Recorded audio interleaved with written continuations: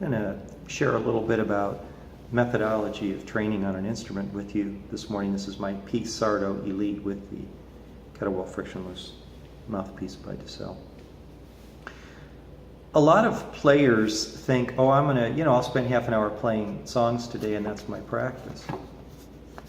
Well, professional musicians do a lot more than that. And they actually separate their practice time into technical work on their instrument to improve their control of the harp, and then they'll also spend time playing and some time listening to music too. And you find what that does is it will just, as you practice your technical skills, they go up and up and up, and you have more and more ability to do what you want when you're playing the instrument.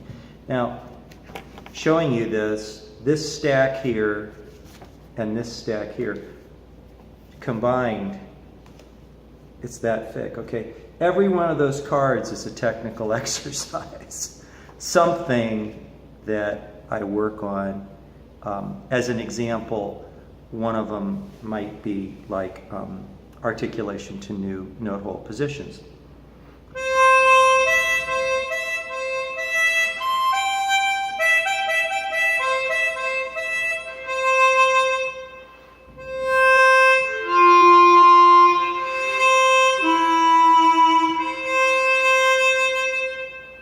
Frictionless mouthpiece, I practice that. Do on a regular harp too to hit the notes right.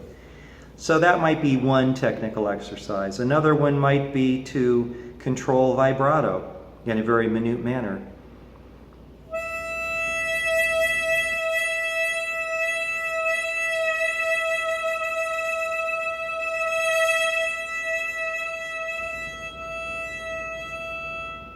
Or bends.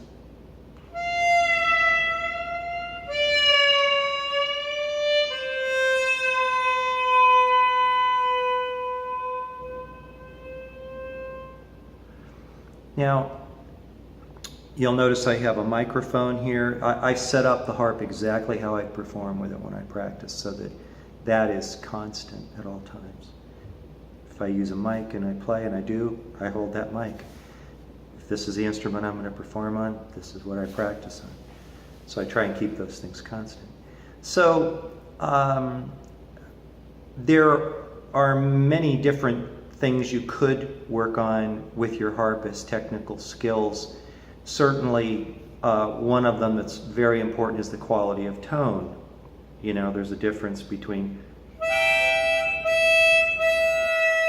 kind of like how a beginner plays versus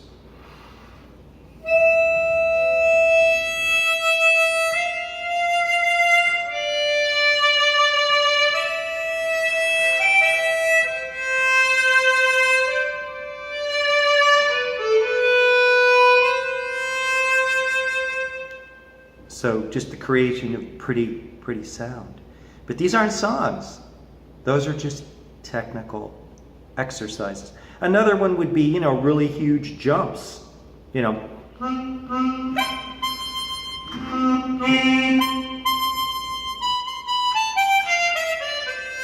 Another is scales.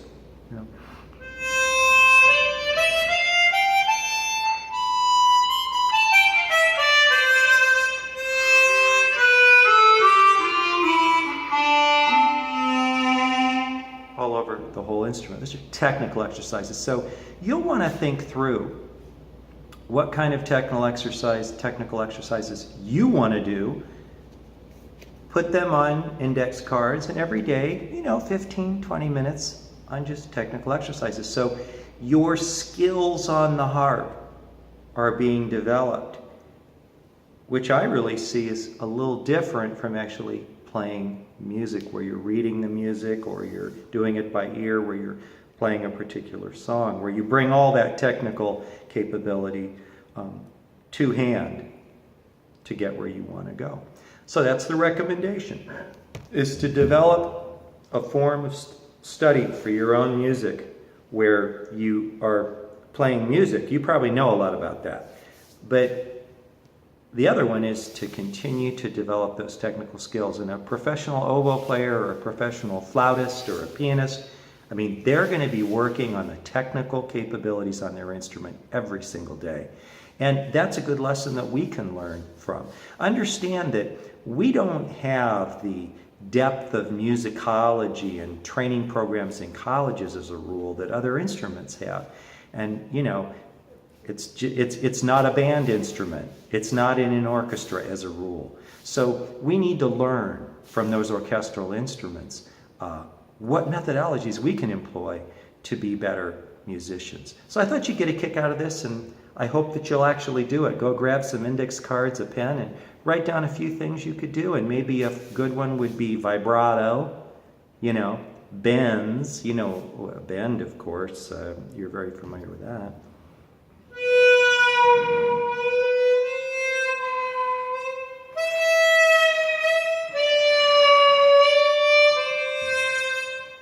You know, stuff like that. Tone, scales, intervals, going from one note to another, all those things. So you write those down on cards, and, you know, even if it's only 10 minutes a day, that's okay. That's 10 minutes a day adds up on 30 days. It's, you know, a lot. So if you can, put in an hour or half an hour. And one of the things Chopin was recommended to his students was to break their study into many small groups in a day. And he said, you'll learn a lot better. And he was a pretty skilled guy.